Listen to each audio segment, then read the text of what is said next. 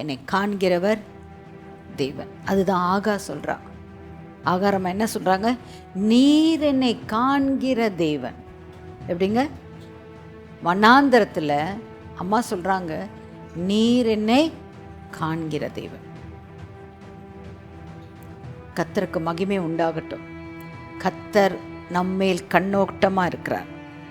அடுத்த வசனம் வாசிங்க. நீர் அவனை தேவ தூதரிலும் சற்று சிறியவனாக்கினீர், மகிமையினாலும் கனத்தினாலும் அவனை முடிசூட்டினீர். பாருங்க, இப்போ நமக்கு என்ன ஆண்டவர் கொடுத்துருக்கிறாரு?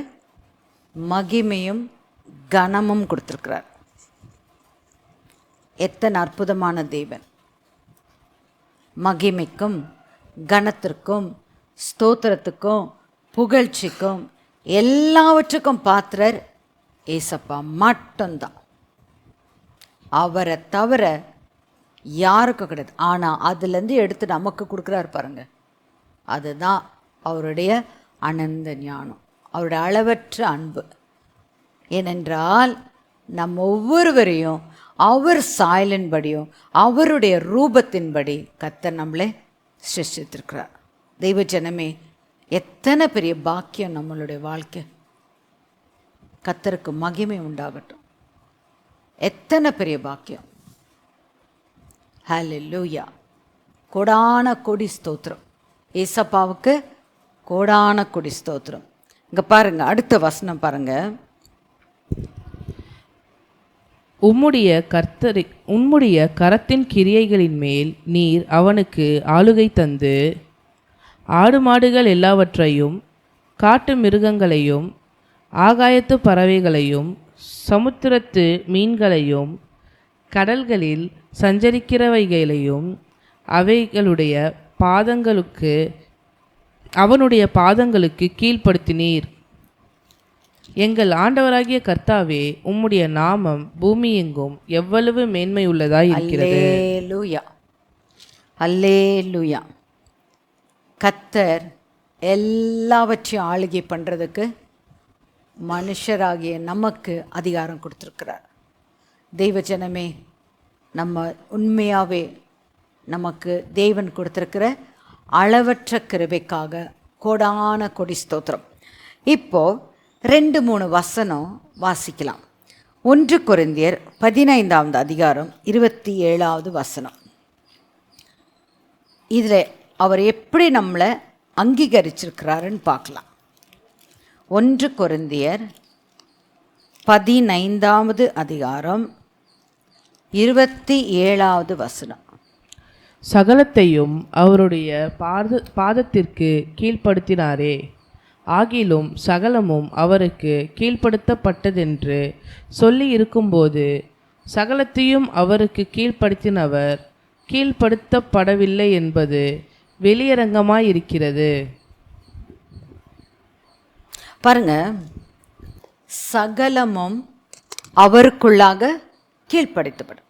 இது ஒரு இல்லஸ்ட்ரேஷன். எப்படி சொல்லணும்னா, தேவஜனமே, நம்ம ஞான ஸ்நானம் எடுக்கிறோம். ஞான ஸ்நானம்னா என்ன? கிறிஸ்துவை நாம் தரித்து கொள்கிறோம்.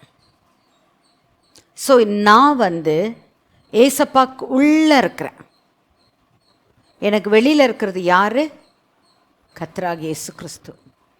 அப்போது 1 கொரிந்தியர் 15ஆம் அதிகாரம் 27ஆம் வசனம் சொல்லியிருக்கபடி, அவர் நான் தரிச்சிருக்கிறனால சகலமும் அவருடைய காலுக்கு கீழே இருக்குன்னா, அது எனக்குடைய காலையும் கீழே இருக்குது. அனைத்தையும் எனக்குடைய சப்ஜெக்ஷனில் வச்சிருக்கிறார். எத்தனை பெரிய பாக்கியம்! இதான் கர்த்தர் கொடுத்துருக்கிற மகா பெரிய கிருபை. மகா பெரிய கிருபை தேவன் கொடுத்துருக்கிற அனந்த ஞானத்தின்படி நடக்கு. இது கூட இன்னொரு வசனம் இருக்குது. எபேசியர் 1ஆம் அதிகாரம் 22வது வசனம். எல்லாவற்றையும் அவருடைய பாதங்களுக்கு கீழ்ப்படுத்தி, எல்லாவற்றையும் எல்லாவற்றாலும் நிரப்புகிறவருடைய நிறைவாகிய சரீரமான சபைக்கு அவரை எல்லாவற்றிற்கும் மேலான தலையாக தந்தருளினார். அல்லேலூயா. எல்லாவற்றையும் அவருடைய சப்ஜெக்ஷனில் இருக்கு. இன்னொரு வசனமும் இருக்கு. எபிரேயர் 2வது அதிகாரம் 2:6-8 வரைக்கும். ஒரு இடத்திலே ஒருவன் சாட்சியாக, மனுஷனை நீர் நினைக்கிறதுக்கும் மனுஷனுடைய குமாரனை நீர் விசாரிக்கிறதற்கும் அவன் எம்மாத்திரம்? அவனை தேவ தூதரிலும் சற்று சிறியவனாக்கினீர். மகிமையினாலும் கனத்தினாலும் அவனுக்கு முடிசூட்டி உம்முடைய கரத்தின் கிரியைகளின் மேல் அவனை அதிகாரியாக வைத்து சகலத்தையும் அவனுடைய பாதங்களுக்கு கீழ்ப்படுத்தினீர் என்று சொன்னான். சகலத்தையும் அவனுக்கு கீழ்ப்படுத்தினார் என்கிற விஷயத்தில் அவர் அவனுக்கு கீழ்ப்படுத்தாத பொருள் ஒன்றுமே இல்லை. அப்படி இருந்தும் இன்னும் அவனுக்கு சகலமும் கீழ்ப்பட்டிருக்க காணோம். தேவ ஜனமே, நம்ம இந்த வார்த்தையை கொஞ்சம் சிந்திக்கலாம். அனைத்து காரியத்தையும் கர்த்தர் நம்மளுடைய கண்ட்ரோலில் தான் கொடுத்துருக்கிறார்.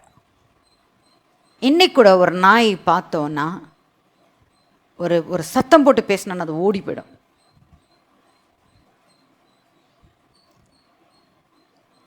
எல்லாமே சொல்லணும், நாங்கள் any animals for that matter, அந்த அத்தாரிட்டி நம்மக்கிட்ட கொடுத்துருக்குறானா அது தேவன் நம்ம மேல் வைத்திருக்க அனந்த ஞானம்.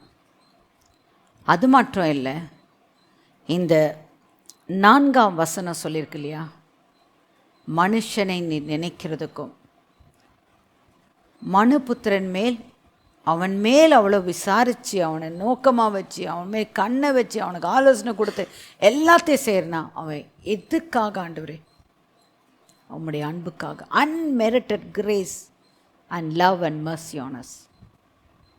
கர்த்தருக்கு கொடான கொடி ஸ்தோத்திரம் உண்டாதாக. இந்த சங்கீத புஸ்தகம் 8வது சங்கீதத்தை நம்ம தியானித்தோம். இத்தனை அன்புள்ள தேவன் நம்மேல் எவ்வளோ அன்பும் எதிர்பார்ப்போடு இருக்கிறார். அந்த அவருடைய எதிர்பார்ப்புக்கு நேராக நம்மளை நாமே அர்ப்பணிப்போமாக. ஹல்லேலூயா. ஜெபிக்கலாம். இந்த வசனத்தை கொடுத்த தேவனுக்கு நன்றி. இதை சொல்லிக் கொடுத்த பரிசுத்த ஆவியாகிய ஆண்டவருக்கு கொடான கொடி ஸ்தோத்திரம். கர்த்தருக்கே மகிமை உண்டாவதாக. நம் யாவரும் கர்த்தருடைய கண்களிலே விசேஷித்தவர்கள், ரொம்ப விசேஷித்தவர்கள். நம்மளை சிறியவர்களாக்கிறார். எதுக்கிட்ட? ஏஞ்சல் கிட்ட. பட் ஆல் அத்தாரிட்டி நம்மக்கிட்ட கொடுத்துருக்கார். அத்தனை பவரும் நமக்குள்ளே காணப்படுகிறது. நம்மளை அப்படியே ஒரு பவர் பேக்டாக வச்சுருக்கிறாரு. எதற்காகனா அவரை க்ளோரிஃபை பண்ணுறதுக்கும் அவரை மகிமைப்படுத்துறதுக்கும் அவருக்கு துதி ஸ்தோத்திரத்தை செய்கிறதுக்கும். நெக்ஸ்ட், இயேசுவை போல் நம்ம வாழ்ந்த இந்த பூமியில் அவர் செய்தது போல் அத்தனை காரியமும் நம்ம செய்யணும். ஏன்னா இயேசுப்பா சொன்னார், என்னை விசுவாசிக்கிறவன் நான் செய்த அற்புதத்தை அவனும் செய்வான், அதற்கு மேலாக செய்வான்னு சொன்னான். ஸோ தேவஜனமே, அதற்காக தான் நம்ம அழைக்கப்பட்டிருக்கிறோம். இந்த அழைப்புக்கு நாம் யாவரும் பாத்திரராய் ஜீவிப்போம். சரி, ஜெபிக்கலாம். சர்வ வல்லமையுள்ள தேவனாகிய கர்த்தாவே, வானத்திலும் பூமியிலும் சகல அதிகாரங்களை உடையராக இருக்கிறவரே, உமக்கு நன்றி அப்பா. இந்த வேளையில் சுவாமி எங்களை தாழ்த்துகிறோம். இந்த வேத பகுதியை எங்களோடு பேசினபடினால் ஸ்தோத்திரம். எங்களுக்கு சொல்லிக் கொடுத்ததுக்காக உமக்கு நன்றி. இன்னும் கர்த்தாவே, உமக்கு நாங்கள் மகிமையும் கீர்த்தியும் புகழ்ச்சியும் கொண்டு வர எங்களுக்கு உதவி செய்யுங்க. இந்த வேதத்தில் சொல்லியிருக்கிறபடியே நாங்கள் ஒவ்வொருத்தரும் ஜீவிக்கிறவர்களாக எங்களை மாற்றுவீராக. எல்லா மகிமையும் கனமும் புகழ்ச்சியும் மக்கே மீட்பரே சிரமத்தை தாழ்மையாய் கின்று கேட்குறனால தாப்பனே. ஆமென்.